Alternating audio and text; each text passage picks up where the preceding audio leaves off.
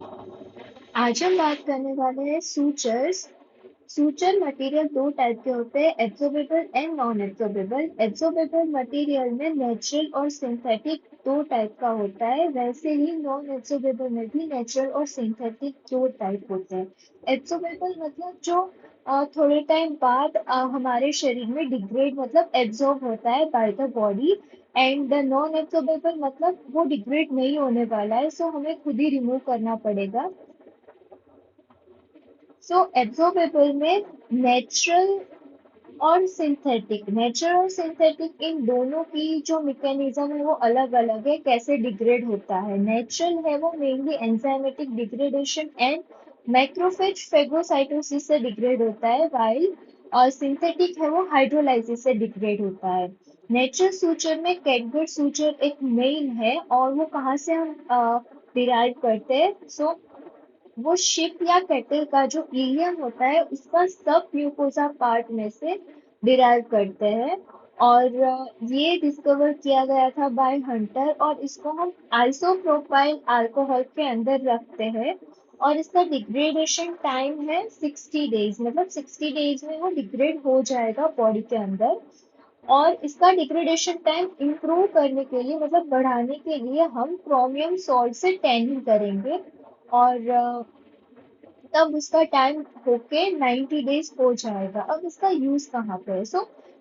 ये जो natural absorbable suture material है वो बहुत कम टाइम के अंदर डिग्रेड हो जाता है। सो मेनली ऐसे टिश्यू में इसका यूज करेंगे जो टिश्यू हील एकदम रैपिडली होती है, ताकि थोड़े टाइम में ही वो एब्जॉर्ब हो पाए, और जो वुंडेड टिश्यू है वो भी हील हो जाए। तो ऐसी कौन कौन सी टिश्यू है, तो मेनली जो सबक्यूटेनियस टिश्यू है वहां पे हम यूज करेंगे, क्योंकि वो बहुत ही जल्दी हील हो जाती है। और उसमें भी जो सुपरफिशियल वेसल्स होती है उसमें भी हम यूज करेंगे। और स्पेसिफिक एक यूज है कि क्रोमिक कैटरेट को ट्यूबेक्टोमी में हम यूज करते हैं।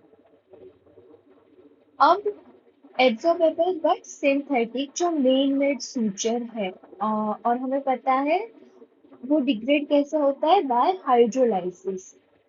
इसके बहुत सारे टाइप है, तो हम कैसे याद रख सकते हैं। तो फर्स्ट हमें डिवाइड कर देना है मोनोफिलामेंटस और पॉलीफिलामेंटस सूचर। पॉलीफिलामेंटस मतलब कि वो मल्टीपल उसके ब्रेडेड सूचर है वो, और थ्रेड्स मल्टीपल होते हैं उसमें। और मोनोफिलामेंटस मतलब एक ही होता है। तो पहले हम पॉलीफिलामेंटस बात करेंगे। पॉलीफिलामेंटस में मेनली है पॉलीग्लाइकोलिक एसिड, पॉलीगैलेक्टिन। तो इन दोनों के और भी नाम है। पॉलीग्लाइकोलिक एसिड को डेक्सोन बोलेंगे, और पॉलीगैलेक्टिन को वाइक्राइल बोलेंगे। सेम वाइक्राइल जैसे मोनोक्रिल होता है जो मोनोफिलामेंटस है, और वो होता है पॉलीग्लाइकेपेरॉन। ठीक है। अब ये पॉलीग्लाइकोलिक एसिड का सूचर है पॉलीफिलामेंटस, जिसको डेक्सोन भी बोलते हैं। उसका मेन साइड इफेक्ट ये है कि उसका रिस्क ऑफ इंफेक्शन मैक्सिमम होता है। और पीरियड सेम है क्रोमिक कैटगट का और इसका 90 डेज। फिर आता है पॉलीगैलेक्टिन मतलब वाइक्राइल, जो यूज करते हैं हम गट और बिलियरी ट्री के अंदर जो स्ट्रक्चर है उसमें, यूरेटर में, वास्कुलर लाइगेचर्स में, और सबक्यूटिकुलर वुंड्स में। देन पॉलीग्लाइकोपेरॉन मतलब मोनोक्रिल, जो मोनोफिलामेंटस है वो हम यूज करेंगे सबक्यूटिकुलर सूचरिंग ऑफ स्किन में। यहाँ पे क्या था, हम नेचर के अंदर देखेंगे तो मेनली सबक्यूटेनियस टिश्यू थी और सुपरफिशियल वेसल्स थी, जो वेरी रैपिडली हील हो जाती है। जबकि यहाँ पे जो टिश्यूज है वो मेनली ट्यूबुलर स्ट्रक्चर्स है, जैसे गट है, बिलियरी ट्री का, यूरेटर, वास्कुलर लाइगेचर्स, और सबक्यूटिकुलर है। ठीक है। फिर आता है पॉलीडाइगोनोन। और उसको पीडीएस भी बोलते हैं, वो भी मोनोफिलामेंटस होता है, पर इसका मैक्सिमम टाइम है 180 डेज, मतलब एब्जॉर्बेबल सूचर में जिसका मैक्सिमम टाइम है वो ये है पॉलीडाइक्सोनोन, ठीक है, जो मोनोफिलामेंटस होता है। और ये बहुत लंबे टाइम तक वूंड सपोर्ट देता है, तो हम विपल्स के अंदर यूज करेंगे, जो पेंक्रियोटिको जेजुनोस्टोमी है, विपल्स प्रोसीजर, ठीक है। फिर नॉन एब्जॉर्बेबल सूचर की बात करते हैं, तो नॉन एब्जॉर्बेबल में भी नेचुरल और सिंथेटिक दो डिवीजन है ही, और नेचुरल में सेफ है जो पॉलीफिलामेंटस है, जो हम यूज करेंगे स्किन, फिर सिक्योरिंग द ड्रेन्स और टू लेयर बाउल एनास्टोमोसिस में, क्योंकि ये एब्जॉर्ब नहीं होने वाले हैं, तो हम all the tissues where it require support for the more time, longer time, ठीक है। फिर सिंथेटिक सूचर मटेरियल की बात करते हैं, तो उसमें सर्जिकल स्टील, तो obviously it is like of steel, so हम एकदम टफ स्ट्रक्चर लाइक बोन उसके अंदर हम यूज करेंगे। तो स्टर्नोस्टोमी वूंड्स का क्लोजर के लिए हम ये सर्जिकल स्टील का यूज करेंगे, मतलब नॉट इन द बोन्स, पर आप ऐसे याद रख सकते हो कि स्टर्नोस्टोमी का जो वुंड होता है उसका क्लोजर के लिए हम स्टील का यूज करेंगे, ठीक है।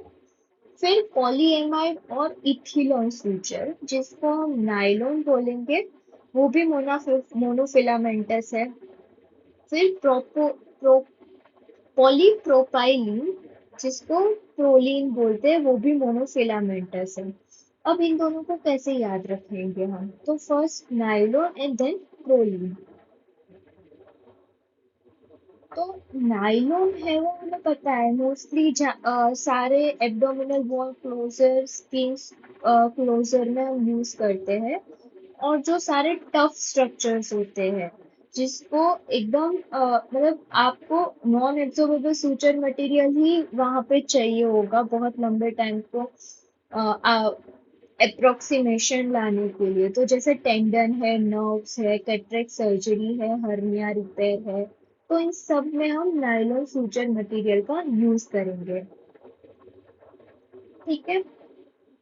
फिर आते हैं प्रोलीन के ऊपर, तो प्रोलीन का एक ये है कि उसके अंदर टेंसाइल स्ट्रेंथ मैक्सिमम होती है।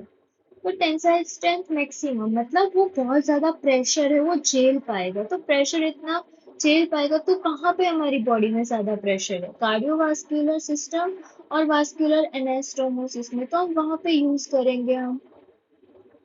फिर मैश में भी हम यूज करेंगे इसको।